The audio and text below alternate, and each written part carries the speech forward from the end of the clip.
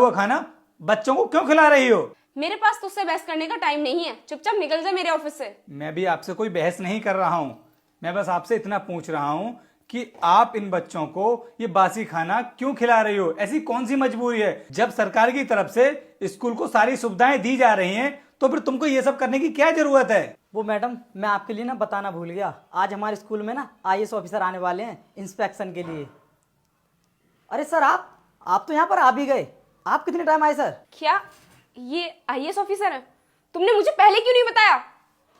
Sir आइए ना, बैठिए। आप खड़े क्यों हैं? हाँ, अगर तुम मैडम को पहले बता देते तो शायद मैडम ये जो बासी खाना है वो बच्चों को नहीं देती और उसकी जगह पर ताजी खाना बनवा देती, जिससे कि मुझको पता नहीं चल पाता।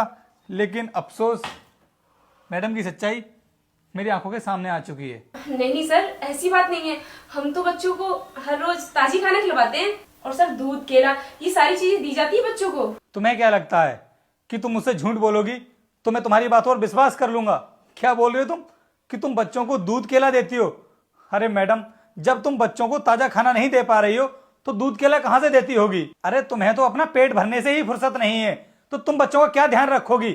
मुझे तो ऐसा लगता है कि गवर्नमेंट की तरफ से जो भी राशन आता है वो तुम बच्चों में नहीं बांटती हो, बल्कि वो सब तुम अपने घर ले जाती हो या फिर मार्केट में जाकर बेच देती होगी। यही सब करती हो ना तुम? सर, मैं आपको बताना तो नहीं चाहता, लेकिन मजबूरन मुझे आपको बताना पड़ रहा है।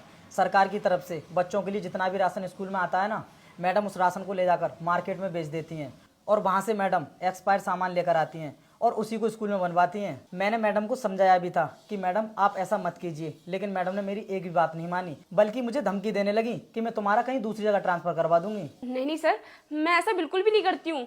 ये झूठ बोल रहे हैं। मैडम, कौन झूठ बोल रहा है और कौन सच बोल रहा है वो मुझे अच्छे से पता है, तुम्हें बताने की जरूरत नहीं है। तुमने बच्चों की हेल्थ के साथ में ना, तुमने बच्चों की जिंदगी के साथ में खिलवाड़ किया है और इसकी सजा तो तुम्हें मिल करके रहेगी। मैडम, तुम्हें तो जेल होगी, जेल। और तुम्हें अभी कभी मैं डिसमिस करता हूं। तुम इस नौकरी को करने की हकदार हो ही नहीं, तुम्हें बच्चों की समझ है ही नहीं। तुम बच्चों की जिंदगी के साथ में खिलवाड़ कर रही हो, वो भी सिर्फ अपने लालच के लिए, जिससे तुम्हारी जेब में कुछ पैसे आ सके। पैसों के लिए तुम बच्चों की जिंदगी खराब करना चाहती हो। तुम्हारे जैसे लोगों की वजह से स्कूल के और भी टीचर बदनाम होते हैं। सॉरी सर, मुझे माफ कर दीजिए। मैं आगे से ऐसी गलती दोबारा कभी नहीं करूंगी। इस बार मुझे माफ कर दीजिए। क्या कहा तुमने? मैं तुम्हें माफ कर दूं? तुमने कोई छोटी मोटी गलती की है जिसके लिए मैं तुमको माफ कर दूं? तुमने बहुत बड़ी गलती की है और इसके लिए ना मैं तुमको माफ नहीं कर सकता। सजा तो तुम्हें मिलकर ही रहेगी। सर ऐसा मत कीजिए, मेरी जिंदगी बर्बाद हो जाएगी। Please sir.